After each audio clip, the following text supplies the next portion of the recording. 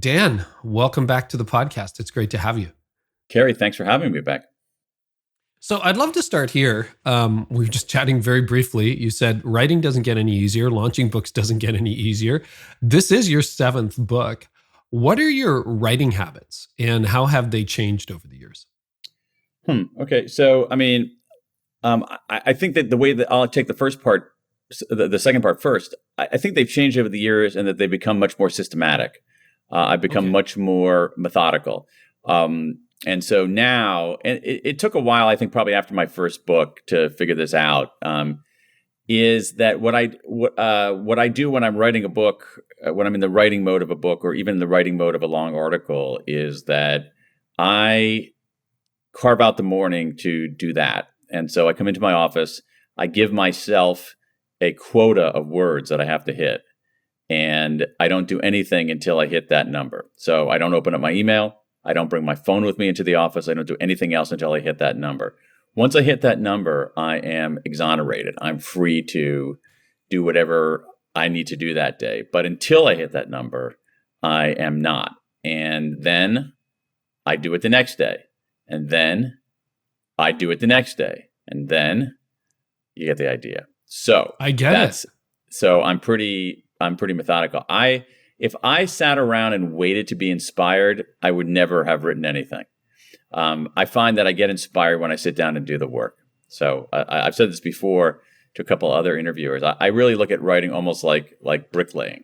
You come in, you lay some bricks because that's your job. You lay the bricks. You come in the next day, you lay some more bricks. Then you go look and say, okay, is everything straight? Is everything even? Oh, nope, got to remove that one, and so you just come in and you do your job every single day. So what is your word count? I'm curious. I guess it might vary on a book versus an article. Yeah. It varies based on where I am in a project or something like that. I actually have a very, for some people, I'm a very slow writer. And when I write a book or write an article, the whole reason that I'm writing the book or article is that I'm figuring it out as I'm writing. So if you ask me to write something about something I already know or something I've already figured out, then I can do that pretty quickly. But typically with a book, I have a vague sense of what I want to say, but I don't know fully. And I'm trying to discover that. And so it takes a long time. So to answer your question more directly, it varies. Sometimes it's 500, sometimes it's 800. It's very rarely over 1,000. It's never over 1,000. See, this is fascinating because I think people who don't write for a living would go like 1,000 words. You can whip that off in a half hour, which on one level is true, or an hour, but not good words, right? So they don't even have to be good words. I mean, can you? Here's the thing. I can't whip out 1,000 words in an hour that says anything meaningful that helps me figure out what I want to say. No way. A 1,500 word blog post these days will probably take me, and blogs are almost like mosquitoes. They come and go, right? But a 1,500 word blog post might take me 3 or 4 hours now. Whereas I think when I was less disciplined, it took less time. Why mornings, Dan? What is it about mornings that made you incorporate that as your discipline? Well, I mean, part of it is that part of it also was I wrote a book about timing that actually that showed that we perform differently at different times of day. And for most of us, myself included, we're more vigilant early in the day rather than later in the day. We're less prone to falling prey to distractions. And so for me, that's a big reason that I do it in the morning. Also, just, I think there's something to be said, not in every single case, but in many cases for doing the most important thing first. And when I'm writing a book, that's easily the most important thing. Yeah, you were a speechwriter. I didn't know that until just recently, but you worked in Washington, 100 years D.C. ago, yeah. 100 years ago, you were. Was that in the Clinton administration? Did you write speeches for, was it Robert Reich? Have I got that right? I did that during the early days of the Clinton administration, and then in the middle days of the Clinton administration, I was the chief speechwriter for Vice President Al Gore. Really? Okay. Talk to us about speechwriting. What are the disciplines, rhythms, and just take us into that it's world. Interesting because it's very different from what I do now, because that's much more in those days I could write 1,000 words in an hour. And it's I mean, it's a very interesting job. I was very lucky to have it. I was glad to be able to have some good bosses and be able to sort of modestly serve my country a tiny little bit. It's a very, very fast paced and very demanding job. It's not like, it's not like what I do now with books. It's like, okay, let me do 7 drafts and let me read it out loud and let me have my wife read it out loud to me. It's more like, okay, you got to bang this out right now. And, you rip it out of your printer and hand it off and just pray that things don't go terribly south on you. So it's a pretty cool, fun, interesting, lively job to have I was quite young when I did it. And so it's a fun job to have in that situation. It's not for me. I went in, sort of took a circuitous route in that I thought that early in my life that I wanted to work in politics. And then once I started working in politics, I decided that I didn't want to work in politics. So what changed your mind? Interesting. This is a long time ago. I felt like it was so incredibly difficult to get things done. I felt like a lot of so much of what we were doing was just jockeying for short-term advantage. So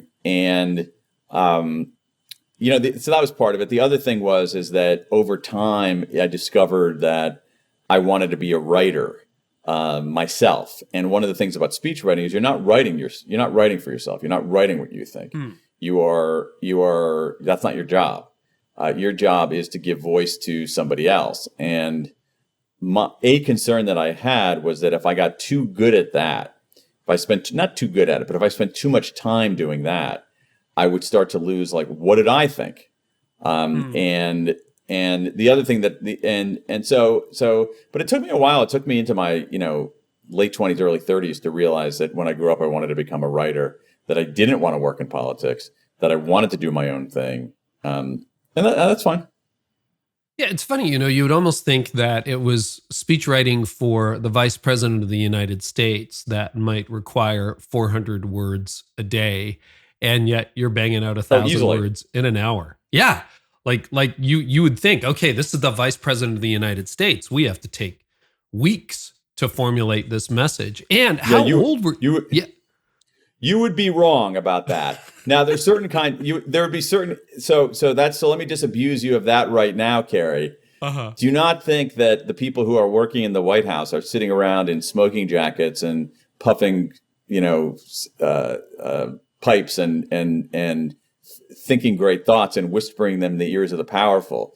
It is much more akin to an emergency room where you're just stitching up bodies and hoping they don't die on your watch. Wow. That's more of the atmosphere. Yeah, and you were young. How old were you when you were writing speeches? Because this is something I've seen. There's a lot of a lot of the people around powerful politicians in Washington and Ottawa are extremely young. How young were you? I started doing this stuff in my 20s. Yeah. I was in my early 30s when I worked for the vice president. And why do you think so many young people end up there? Like that's because because they're incredibly demanding jobs. You have to work all the time. And if and someone my age or when I was younger and I had kids, I didn't want to work all the time on that kind of thing. I mean, you're working all the time. You have to have 100% commitment. I think that's perfectly fine. I'm not complaining about that. I think that's completely legitimate. You have to be all in. You have to want to work all the time and be willing to work all the time and be willing to work demanding, grueling hours for very low pay. And that's a perfect recipe for people who are young. I ended up getting out when, around the time that my wife and I had our first kid. I realized pretty quickly that being a parent and having that kind of demanding job wasn't sustainable for the kind of life that we wanted to live. Another thing that has got me interested, I asked Susan Cain about this recently, but you, Susan, And Adam Grant and Malcolm Gladwell have formed the Next Big Idea Club, which is great. And it really came on my radar more recently when you nominated At Your Best, the group nominated At Your Best as one of the books to watch in the fall, which was a huge honor. And I'm curious, you have some pretty esteemed colleagues in that group, all of whom are very different. What are you learning from other writers like Adam, Malcolm, and Susan? I'm curious what your take is on that. Oh, I learned so much. I learned how they approach their work. But this is true not only of those three who are terrific writers and first-rate human beings, all three of them. I mean, they're just lovely. All three are just lovely, wonderful human beings beyond being talented writers. So I learned from them on just how to be a good person. I think that they have somewhat different approaches, and for me, it's like, when I read Susan's recent book and I found it really compelling and really interesting, and I learned something from that. I think that what Malcolm is doing in audio is fascinating, and I've learned a lot about that, about storytelling in different forms, and about being a little bit agnostic, being more agnostic at least about what medium you convey things in. I'm in awe of Adam's ability to crank stuff out. The guy is just incredibly productive. Yeah. The amount of stuff that he produces is just breathtaking. And so all kinds of stuff. But it's not only that. I mean, I learn from every writer I read. I learn from you. I learn from everybody whose book I read. I think that, and I think that that's a healthy way to approach it. Not only as a writer, but just as a human being. I don't think that anybody should take any of my books and say, I have figured out the plan. This is the gospel. I think what you do is you read and you hear and you listen and you absorb and you take pieces from many, many sources and fashion it into something that is uniquely your point of view and your perspective and your approach to life. Yeah, that's a challenge, I think, for a lot of people. And we have a lot of content creators, whether that's preachers, writers, podcasters, who listen to this podcast. And I think that's always one of the challenges I've found for myself as a communicator. Sometimes if I over listen to or over read a certain person, I end up almost becoming a mimic, Interesting. How do you guard? Yeah. How do you figure that out? What is your filter for like, hey, I can learn from Malcolm Gladwell, but this is what Dan does. Like, what does that filter look like? I think that it's a great question. It's interesting. I think that when one is starting out as a writer, there is room for mimicry. There is room for saying, for doing that. But I think that that period of mimicry should end fairly quickly, and I think that inevitably you begin to adjust to your own way of thinking and expressing, and so I think that the way to avoid that comes from two ways. One is just pure experience, but the other one is reading widely, not just reading one person, and actually, Carey, not just even reading one genre, but reading widely across multiple disciplines, across multiple forms, and increasingly now, different kinds of media. So listening to stuff, and podcasts like you're doing, or watching things, and just being exposed to different kinds of media, different forms of storytelling, different types of ideas, different disciplines from which those ideas emerge. And I think that is a good antidote to mimicry. The other thing that's an antidote to mimicry is doing the work. Sometimes one reverts to mimicry when one hasn't done the work and is feeling lazy. But if you show up and do the work, you're less likely to mimic. That's a really good point. I mean, I hate to sound like a hard, but I actually am in this regard. I mean, the solution to most issues, I think, as for writers, is to shut up and get back to work. What was it? Somebody said. I say that to myself multiple times a week. Shut up, get back to work. Mm-hmm. No, somebody said that the opposite of the cure for writer's block is writing. And I'm like, yeah, that really resonates. If you feel blocked, just keep writing. What are some sources? And I want to get into your new book because there's a lot there. But before we do, what are some sources then, as you're reading widely, as you're listening to different kinds of media? Are there any that pop to mind as like, wow, I'm so glad I read this, or I'm so glad I'm exploring this area? In terms of topics, or Yeah, it could be topics or authors or anything that you've seen that really you were glad you did, so to speak. For example, I'm a pastor my by gosh. training, and I listen to business podcasts incessantly Yeah. and other leadership podcasts, and I think I'm a better leader as a result. Yeah, I'm sure. I tend to listen to and read a fair amount of science, both, not so much in the realm of like physics and astronomy, but very much in the realm of certainly social science, social psychology, economics, linguistics, but also biological sciences. So I find that I read a fair amount of science just because I'm sort of looking for first principles. I'm looking for what's going on underneath the hood. But I think it's also important to read good fiction. Not even, and I don't mean good. I don't mean sort of highfalutin fiction, but just like good fiction, because good fiction teaches you how to tell a story. It teaches you,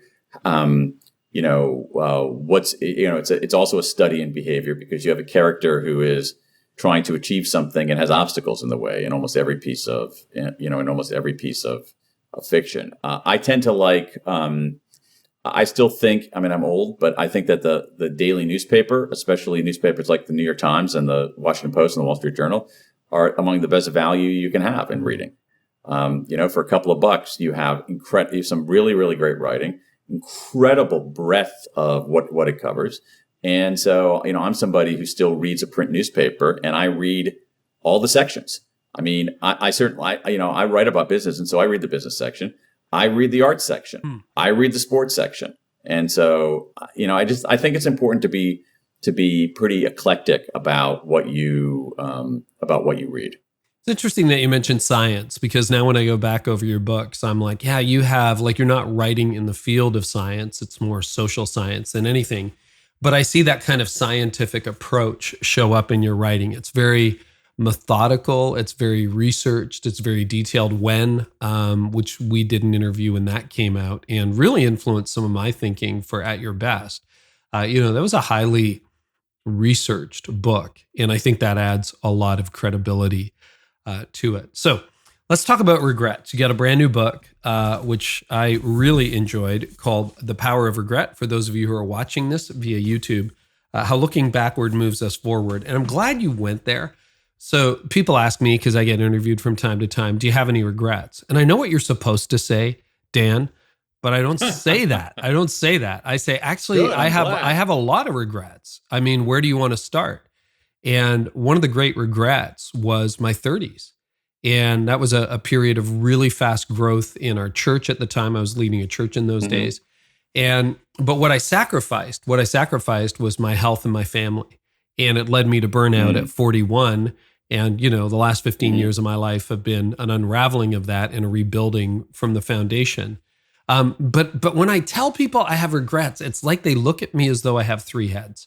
So why is it that so many of us are afraid to admit that we have regrets? Because we don't realize how universal regret is. Regret is one of the most universal emotions that human beings experience. It is ubiquitous. It is arguably the most common negative emotion that we experience.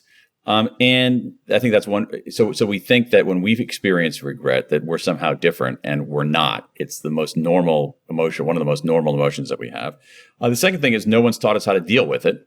And I think that so we're inclined, because it feels bad, we're inclined to try to ignore it. And when that doesn't work, we end up wallowing in it. And so we need the coping tools to be able to respond to it effectively. And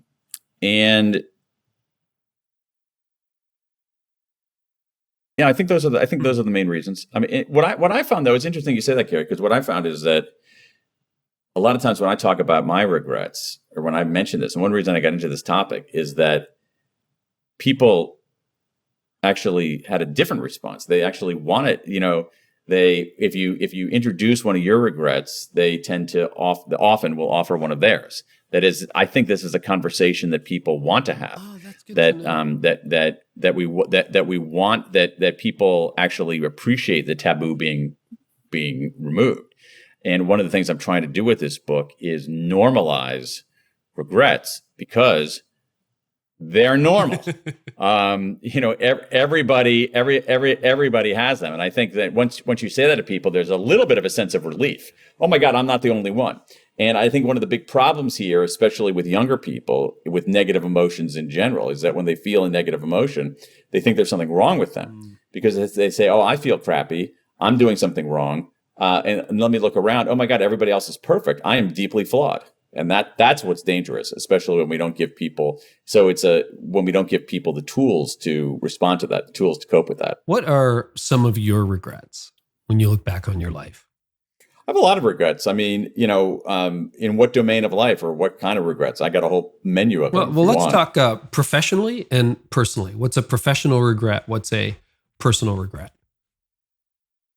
Yeah, I mean, one professional regret. I have a lot of professional regrets, but it's not a huge professional regret. But it's one that I've been thinking about. Is that I never had a mentor, and I kind of regret that now. And what's weird is that the reasons are a mix. Part of it is that like I sort of never knew that was a thing, that. I kind of sort of, but I wasn't really like aware that was a thing and that was something that was valuable. The second part is that I think part of it was that I felt like at some level I didn't need one, that I had it all figured out, that why would I want something like that? I got it all down. And so, and when I see people who have had mentors, who have helped guide them, who have helped them, figure out how to navigate terrain, I sort of regret not having that for myself. I really have, like, if you say to me, who is your mentor? I would say nobody. And it's not like I was neglected. It's not like I was oh, wow, I look so different from being a straight white male born in America. I'm so different from the people who could have been mentors. I mean, it wasn't that, Yeah. It was that I didn't know and I didn't care and I kind of missed the boat. Like so much of it is on me. Yeah. So that's one professional regret. Wow. Yeah, I missed a mentor or two along the way as well. What about a personal regret when you look back on your personal life? I have a lot of regrets from earlier in my life about kindness. And it's a weird kind of thing, Carey, in that when for this book, I collected a lot of regrets. And there were regrets that are regrets ultimately about kindness that have to do with bullying. So moral regrets, people doing the wrong thing by bullying. And my regret is almost like a moral regret by inaction. And what I mean by that is that there were many situations in my life, especially when I was younger, where I was never a bully. But I would be in situations where someone was being especially excluded. Someone was being excluded. Someone was being left out. Someone was not being treated right. And here's the thing. It's not like I can't say, I didn't see it. I saw it. It's not like I can say, I didn't know it was wrong. I knew it was wrong and I didn't do anything. And that bugs me. And so again, the real question then is less of like, what's my regret, but what do I do with it? And I think it's very instructive here. So at a top level, what regrets do is they clarify what we value and they teach us how to do better. So for me, if I have this regret that has lingered for 30 years, and that's a deeper regret than not having a mentor for me, the kindness regrets. If I have a regret that has lingered for 30 years, that's telling me something. It's a signal. It's telling me what I value. It's telling me that I might not know at a conscious level, but what it seems to be manifest as day is that I value kindness and that I feel like crap when I don't show kindness. And when you start thinking about that, reflecting on that, what I realize is that a lot of the people I admire, what do I admire about them? I admire their kindness. And so then it's like, okay, what are you going to do about it then? All right, what's the lesson you're going to learn? And the lesson I learn is you got to be kinder and kinder in a particular way, because it's a particular behavior that bugs me, which was like letting people be left out. And so one of the things, this is not a big deal. I don't want to suggest a massive personal transformation, or I don't want you to, send a text message to the Pope nominating me for sainthood. But one of the things that, and my wife can attest to this, if I'm in a social gathering and let's say there are clumps of people talking and I see someone who is marooned, isn't talking to anybody, I will go over to that person and talk to them. What's more, or more likely, I will kind of bring them into, if I'm in a particular scrum of people, I will open up the circle and bring that person in. Now, it's a small gesture, but it's a gesture that I do, I think, fairly routinely, and that I do as a consequence of feeling so bad and feeling so regretful about what I didn't do earlier in my life. Well, you raised this really interesting point, or hint at it, that we live in this cultural moment where we are pretty fragile. And to admit you have regrets is almost like a character flaw, or I don't know what you would call it. And you open the book with a couple of fascinating stories, Dumb Tattoos, and then, if I've got the pronunciation right, Edith Piaf, is that it? The French musician who became iconic for her song No Regrets, but lived a terribly regretful life. maybe tell us the story of Edith and some Dumb Tattoo stories, because I think they encapsulated a lot of what is frustrating, I think, about this moment that we're in where we don't admit our weaknesses. Yeah. Well, I mean, to me, I use the folks with tattoos as a way. I have nothing against. I mean, the people who I interviewed who had tattoos were lovely people. They had tattoos that say no regrets. I just use that as an example of, your commitment to a particular belief. So let's go back to politics. You can put a sign in your yard saying, Garcia for city council, and that's a commitment. And you can put a bumper sticker in your car saying, Romney for president, and that's a commitment. And you can make a campaign contribution. That's a commitment. But to ink something permanently on your body is a big commitment. And so there are a lot of people out there with tattoos that say no regrets, and I find that just kind of fascinating. Like, that's the depth of belief. But at some level, I think people are trying to convince themselves, and that they take that extreme action because they have questions about whether they actually believe that. And so I have people with no regrets tattoos. But then, of course, I have a guy who got a no regrets tattoo and then regretted it and had it removed. So, so I'm just using that as an example of the commitment to this belief. Now, Edith Piaf is another example of how this philosophy has penetrated our cultural consciousness. She was a French singer. She started singing this song, No, I regret nothing, nothing at all. Je ne regrette rien. And it became an anthem. It became one of the most popular songs in France. You hear it on North American television advertising now. The weird thing is that Edith Piaf led a miserable life. She was addicted to morphine. She was addicted to alcohol. She had a kid when she was 17 who she gave up, who later died. She saddled one husband with massive amounts of debt. One of her lovers died. And when you talk to her on her deathbed, and we have contemporaneous accounts of what it was like when she died, and she died at age 47 because of the way that she treated her body and mind. She didn't say, as she was drawing her final breaths at the preposterously young age of 47, oh, I regret nothing, I regret nothing at all. She said the opposite. She said, every damn thing in this life you do, you have to pay for. And so this is a person who had regrets. And the point of all this is that, what I'm trying to do is this no regrets philosophy is a little bit of a fog machine. It's obscuring the reality. And the reality is that everybody has regrets. Everybody has regrets. The only people who don't have regrets, as I've said many times, are 5-year-olds, people with brain damage, and sociopaths. The rest of us have regrets. And it doesn't feel good. But the fact that this emotion that doesn't feel good is so ubiquitous teaches us something, or it hints at something. It says this must be valuable in some way. It must be useful in some way. And when you go to the research, you find out, well, if we reckon with our regrets properly, we can become better negotiators. If we reckon with our regrets properly, we can become better problem solvers. If we reckon with our regrets properly, we can become better strategists, better parents, find more meaning in life. And so this regret is part of our cognitive machinery. And with some very simple techniques, we can use it to live better and work smarter. One of the challenges I've had over the years, and I don't do as many funerals anymore. I haven't been in, leadership at a church for about 7 years. Still go, still attend, still help. but not in leadership. But I did a lot of funerals over the years. And I watched this because I started in the 90s and went to about 2015 where I was the lead pastor of a church. And I saw the way we talked about death and the way we talked about people changing. And there's a term in theology where they talk about hagiographies. In other words, it's not actually a biography. It's almost like we made this person into a saint. Right. And it seems to be the flavor of the month, even if someone led like at Edith Piaf, a very tragic life, that what we say about a person when they die is, this was the kindest person in human history, so amazing, never hurt a flea, so generous, so compassionate. And part of me, it's my personality, is sitting there going, could someone just tell the truth?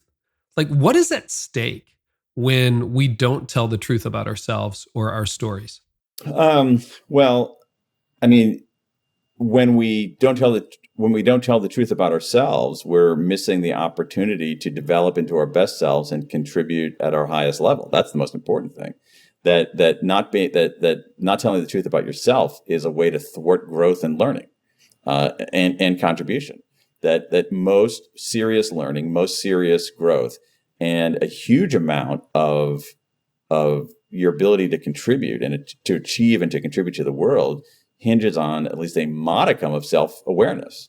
And, there's also, there should be a little bit of self-delusion in there too. A little bit of sprinkle of self-delusion can be quite helpful. But self-awareness, I think is critical. It's an interesting question about, what do we say at funerals? I think that even if people are mouthing the words of this person was kind, this person was generous, that astute listeners, while they hear the lyrics, they can also hear the melody, and the melody doesn't sound like that. I think we know when it's an authentic expression. David Brooks, the New York Times writer, has a really nice way of putting this. He talks about various virtues in life, and he talks about our resume virtues. Oh, I was the CEO of this company and won this award, or our funeral virtues, resume virtues and funeral virtues. And funeral virtues are, what do people say at us? So when you presided over funerals, you didn't read somebody's resume. True. You didn't say, "Oh wow, we're gonna miss Maria. She increased sales in her division by 13% over the last fiscal year." I mean, that's not what we say about people at their funerals. We say about how they touched us. And if we have to confect that, I think at some level everybody knows. I owe a huge debt. In the about a year or two after I started, there was a guy named Walter who was well into his 70s. I'm like 31, 32. And after I finished a funeral, he pulled me aside and he just said, "Carey, I don't recognize the man you just buried."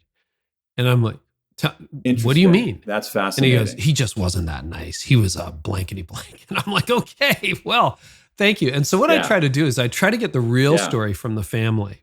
And then if there is pain, there's almost always pain. I mean, once in a while, you really meet a saint, right? But there's always pain or nuance or an estranged daughter or a marriage that didn't work out. And so what I'll try to do is I'll try to nuance or shade. That's not a time to throw shade on anybody who just died. That's not the moment. But I think I want to say at least a sentence, if not a paragraph, to acknowledge that this was complex and that there are a variety of emotions. Yes. And, everyone leaves a legacy of some good and some things that they wish they could do over. And that seems to have addressed it, particularly where the pain is deep. Or it's almost like a wedding sometimes where this part of the family can't talk to that part of the family and you end up being the referee. That also happens at funerals. And I think just telling the truth. And some of this, Dan, really struck me, having my background in Christian theology, as theological. If you can see in our culture that God was more at the center, and I don't mean morally, I just meant more people confess some kind of religious faith 100 years ago than they do today. And so the theological framework that our culture had to talk about things like sin and forgiveness and reconciliation, we've lost that.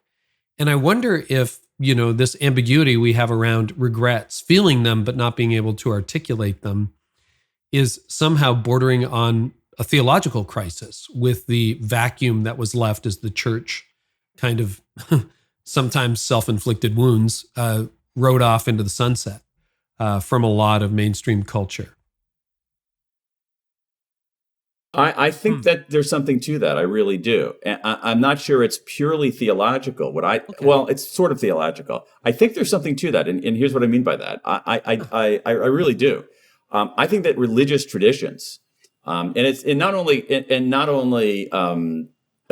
Christianity, not only Protestantism and not only Christianity, but a whole variety of religious traditions are not bad at helping people contend with negative emotions. I think that it's not so much it's partly theological, but I think the real juice is in the practice. All right, not so much in the underlying idea or the story from whatever the sacred text is, but from the practice itself. Let me tell you what I mean by that. So take Catholicism, confession, repentance. That's a way to deal with negative emotion. Right? It's a way to deal with certain kinds of regret. When I started collecting regrets from around the world, it was in some ways an online confessional. All right. I'm not a priest. I have no aspiration to be a priest, but at some level, it was operating like that. Okay. So take that. Judaism has a day in the calendar, the Day of Atonement, where they carve out an entire day in the year, and your day in the year is to reflect and atone for your sins, right? It's a practice.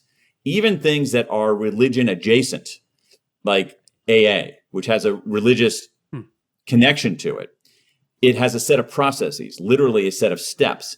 And among those steps are acknowledging what you did wrong, going to the person who you wronged face to face and making amends. And so I think that religious traditions give people the tools, the processes to deal with these negative emotions. It's why you presided over funerals. Every religious tradition has a mechanism, a way, a set of rituals and practices to deal with grief. Every single religious tradition has that. Secular society doesn't have that all the time. All right. And so why? Because religious traditions help us make sense of negative emotions. They give us ways to cope with negative emotions. And I think that secular society hasn't done a very good job of that. That is why many people are floundering. They're floundering because they feel a negative emotion. They don't know what to do with it. They don't have a process. They don't have a system. They don't have a set of techniques.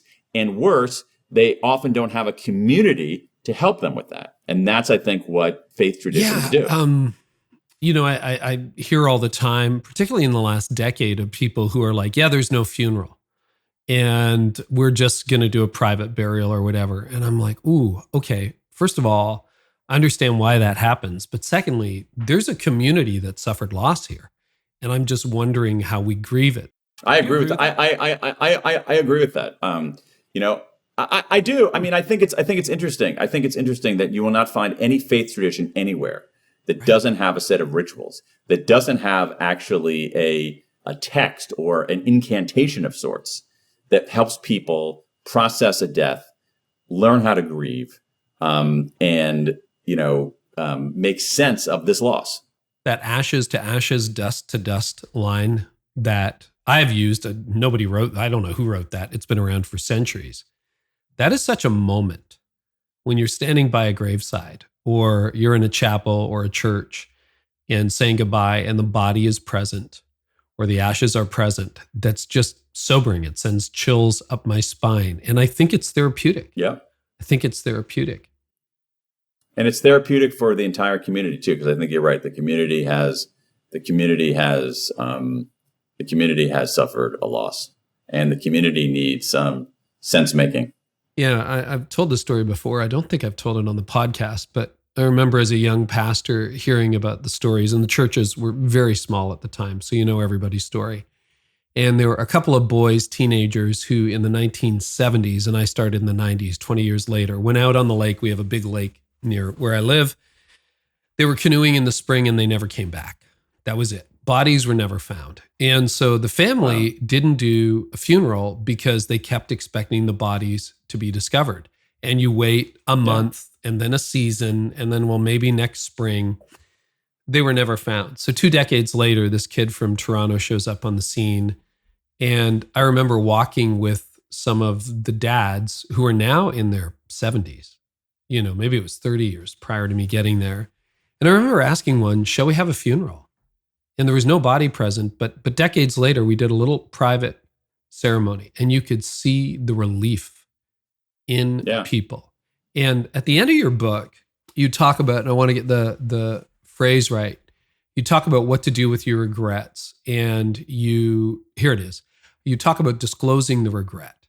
And when I read that section, Dan, there's this passage in the end of the New Testament that says, confess your sins to each other. So full confession. Most Protestant evangelical Christians never do that. It is a thing between you and God. It's you and God. And I'm not going to tell you my sin. Maybe I'll get outed one day if I really sin big, but I'm not telling you my sin. And I think it's killing us. I think this idea, can you talk about the power of disclosing your regrets? Sure. There are multiple benefits to it. One of them is that disclosure is an unburdening. So it's sort of like and I think that in the same way that your story of that community that finally had a funeral after 2 decades, it's an unburdening. You've been carrying something around and you put it down. You take it off of your back. You release yourself. So it's an unburdening. The second thing that disclosure itself does is that it builds affinity. We think that when we disclose our mistakes, when we follow that line of scripture and confess our sins to each other, we fear doing that because we think people will think less of us. When in fact, we have 30 years of science telling us that people generally think more of us for doing that. So that incantation is actually, that incantation toward the end of the New Testament is actually verified by a lot of recent science. Now, so that's something that disclosure does. Now, the other thing that I think is even more important is this, that emotions by their very nature are abstract. They're blobby. They're amorphous. That's what makes positive emotions feel good. It's what makes negative emotions feel bad. So when we talk about our negative emotions, when we write about our negative emotions, particularly our most common negative emotion of regret, what do? We convert that blobby sensation into concrete words. Those concrete words are less fearsome. So we defang that regret. And the fact that it's concrete, I'm mixing metaphors here, I know, the fact that it's concrete allows us to begin making sense of it. And so that's an incredibly important part in drawing lessons from our regret. We have to disclose it, convert it from abstract to concrete, and make sense of it. What was the inductive process of figuring out, because this was a new thought to me. I hadn't thought about, disclosing your regrets. But as soon as I read it, first of all, I got the theological connection. And secondly, I'm like, wow, that just makes so much sense for all the reasons that you say. How did you arrive at that place? Well, I mean, I looked at the research, but I think my hunch came from the fact that, in this World Regret Survey, we now have over 20,000 regrets from people all over the world, 20,000 regrets from people in 109 countries. And so how did I do that? I had one mention in my newsletter and 2 tweets, and all of a sudden I had thousands and thousands of regrets. That suggests that people want to talk about it. That suggests that people do want to confess to other people. And what people were confessing, nobody was confessing murder. They were confessing, I really wish I had called my friend before, but then unfortunately she passed away. I really regret that I stayed in this lackluster job instead of going out on my own. I really regret that I never asked that guy out on a date 20 years ago because I really liked him and I wonder if my life could have been different. I really regret not saving money and being not being frugal. That's what they were saying, because I think people want to talk about that. And so you start thinking about why so many people want to disclose, and you start looking at the research on disclosure, and it makes perfect sense. I want to go to the World Regret Survey, but one more question on the research, because what you said, I think, again, a lot of communicators listening to this, people who talk publicly, and there is, at least in me, still a fear, even though my head knows this is not true, there is a fear or a worry in me that if I disclose too much and talk about my weaknesses too much, exactly what you hinted at would happen. People would think less of me. But the research says just the opposite. Can you talk us through that research? You can go too far. There's no question. Okay, just to be fair, Carey, there's no question. You can go too far. You don't want to hear a laundry list of everything that I've done wrong in my life. Yeah. But I think that if again, this is going back to what institutions like religion or Alcoholics Anonymous do. They give us a process. They give us a set of steps, right? They give us a ritual, and those things are powerful. So, so if you're going up in front of people, don't tell them every bad thing that you did. My God, no one wants to hear that. But you can build affinity and gain credibility if you say something like, let's say you're leading a team of people. Let me tell you about one regret that I have. You're honest about that. Let me tell you what lesson I learned from it. And let me tell you what I'm going to do about it. That's good leadership. Yep. And that the science is people's respect for you goes up, not down, as opposed to, hey, I'm the guy who doesn't make mistakes. I'm bulletproof, right? Which is still a genre of leadership. Okay, well, let's talk about the World Regret Survey. So you've hinted at how it got started, but you poured through, I think I've heard you say every single one of those regrets. And the first 15,000 at least, yeah. First 15,000. So a little bit of homework after launch season is done, but that's unbelievable. Tell us more about what you learned about people's regrets. Well, what I learned in reading through these regrets is that if we're trying to figure out what people regret, what matters less are the domains of life in which the regret occurs. This is a career regret. This is a financial regret. This is an education regret. This is a romance regret. And something deeper underlying. And what I found is that around the world, people seem to always have the same 4 regrets. They came up everywhere. And we've talked about a few of them. But, these 4 regrets were the ones that were coming up over and over and over and over and over. Yeah, you again. had 4 core regrets, and you divided them differently than other surveys. So you had done the research that Gallup and other organizations had done. And yeah, they do hit certain categories. But can you walk us through those 4 core regrets? Sure. Foundation regrets are, if only I'd done the work. These are regrets about people who make small decisions early that have bad consequences later. I spent too much and saved too little. I didn't take care of my health. Boldness regrets. If only I'd taken the chance. These are people who regret not traveling, not starting a business, not asking somebody out on a date. A lot of those. Moral regrets. If only I'd done the right thing. We talked a little bit about this. People who regret bullying and cheating. And then finally, connection regrets. If only I'd reached out. These are regrets about relationships that were intact or should have been intact, that come apart, usually in slow, drifting ways. Somebody wants to reach out. They say, it's going to be really awkward if I reach out, and the other side's not going to care. So they don't reach out, and it gets even worse. And so, over and over, the 4 regrets are, if only I'd done the work, if only I'd taken the chance, if only I'd done the right thing, and if only I'd reached out. Yeah, the stories are pretty powerful in the book. The one that, and you can read the pain even in a paragraph. When you looked at that, whether it was cheating on a spouse or a partner, or whether it was, I wish I'd studied harder because I really don't like my life, or I'm in a financial mess right now. If only I had paid attention, if only I had stopped spending earlier. What are some of the stories that really moved your heart as you read? Well, there's so many of them. Most of them. So, I have a woman who had a childhood friend, and this childhood, they grew up together. They were really good buddies. They go off to university. They grow apart a little bit, but not so much that they're invited to each other's weddings and their families stay in touch. This one woman, Amy, she finds out her friend has a pretty severe form of cancer. And she says, I need to reach out, but it's going to be really awkward because she's going to think I'm reaching out only because she's sick. So she waits, and she says, okay, I really should reach out. And she says, oh, no, it's going to be really awkward. And besides, she's not going to care anyway. And eventually she does reach out. And when she calls, she finds out that her friend had died that morning. So that's a big regret. And so what does Amy do with that regret? Amy uses that spear of regret, that negative feeling, and says, I'm not going to do it this way anymore. And so what she does is she has, unfortunately, another friend who has a serious illness. And with this friend, she calls, she texts, she visits. And that friend too, sadly, passed away. But Amy doesn't have regrets about that one.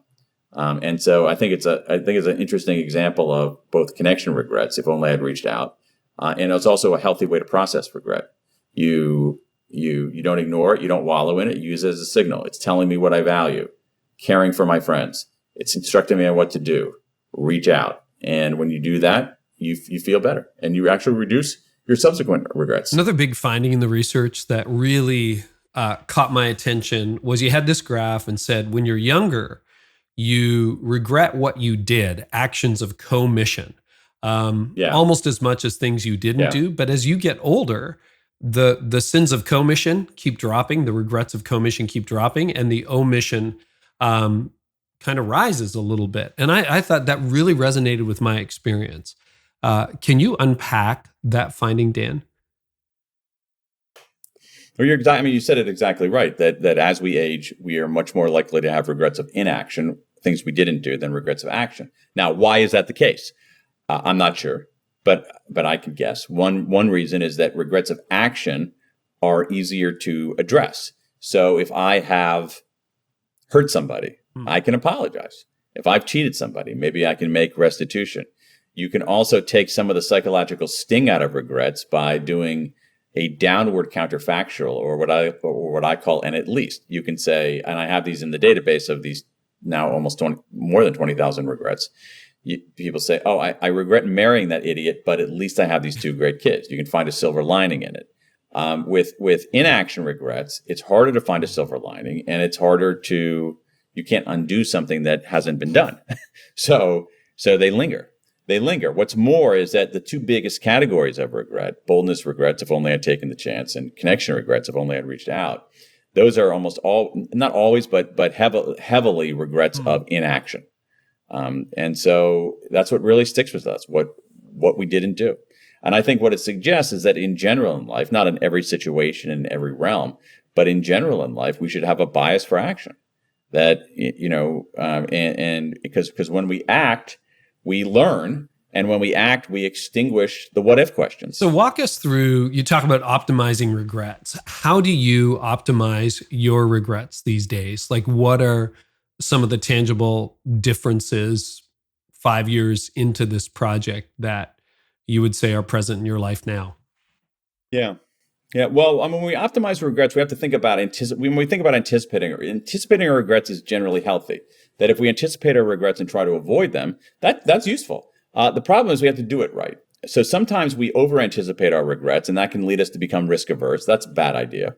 And other times we try to make sure that we minimize every single regret. We sort of maximize on minimization. And so what we know from a whole pile of research is that if you try to maximize every decision, you're going to be miserable. I need to have, what should I have for lunch today? Well, I need to have the best hamburger in Washington, D.C. Oh, I have to have my roof fixed. I need the best roofer in the Washington metropolitan area, not the second best. And people who maximize are generally miserable. The opposite of maximizing is what's called satisficing, which is just making a good enough decision. And I think what the research tells us is that when we anticipate our regrets, we should maximize on decisions on these big four. So if you think about 10 years from now, I'm not going to care what color car I bought last year. 10 years from now, I'm not going to care what I had for dinner tonight or whether I wore this shirt today or another shirt. Who cares? I'm not going to care. But I am going to care. I can make a pretty safe bet of things that I will care about. I will care if there's a friend who I meant to reach out to and I didn't get around to it. That will still bug me. I will care if I do something morally wrong, that I cheat somebody or I'm unkind. I will care if I have a chance to take a sensible risk and I chicken out. And so what we should be doing is maximizing on foundation and boldness and morality and connection, and satisficing, i.e. chilling out on everything else. I have this little mantra I developed in the last decade. It's when I'm stuck. It's like 5 years from now, what will I wish I had done? And I find that tremendously clarifying. Dan, anything else on regret for leaders that you want to share before we wrap up today? I mean, I think that the best thing that leaders can do is what we were hinting at this earlier. I think one of the best things leaders can do is this week have a conversation about regret, and you initiated it. You initiate it. So tell somebody about one of your regrets, but don't just leave it there. Tell somebody about one of your regrets. Tell them what you learned from it, and tell them what you're going to do about it. And I think that could create a cascade of people normalizing this utterly normal regret and using it as an engine for getting better. That's really good advice, thinking about regretting my 30s and the impact that my workaholism had on my kids. I feel like I've spent my 50s trying to redeem that, and some of my 40s as well. And the good news is I have a great relationship, a deepening relationship with my now adult children that I think we all treasure, which is good. Dan, it's really, really powerful. Thank you so much. The book is called The Power of Regret: How Looking Backward Moves Us Forward. And I would love for you, if you would, just to share where people can connect with you online these days on social or web. You can go to danpink.com, DANPINK.com. All kinds of stuff there. Information about the books, a lot of free resources, videos, unicorn rides, free popcorn, everything you would want. Dan, thank you so much. Pleasure. Thanks for having me, Carey. Thank you for watching the Carey Nieuwhof Leadership Podcast on YouTube. I hope it's helped you thrive in life and leadership. And if you haven't yet checked out the Art of Leadership Academy, inside you'll find everything you need to lead, grow, and run a church. And now, a word from our sponsor, BELAY.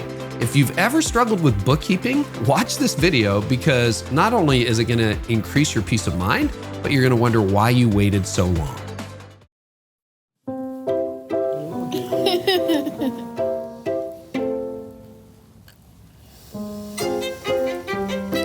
Dan, it's tax season. I still need all of your vendors' W-9 forms from last year. Here. That's nice, sweetheart. Bet I'm not thirsty. Whoa. A BELAY bookkeeper? Really? Is that where we are now? I took care of the forms for Dan this morning. They are already in your inbox. Oh. So Okay. let's Good. let them enjoy their day. Never miss a moment. Leave the tea. Modern Sit staffing down. from BELAY. Great, please. You know there's not even any real tea in there?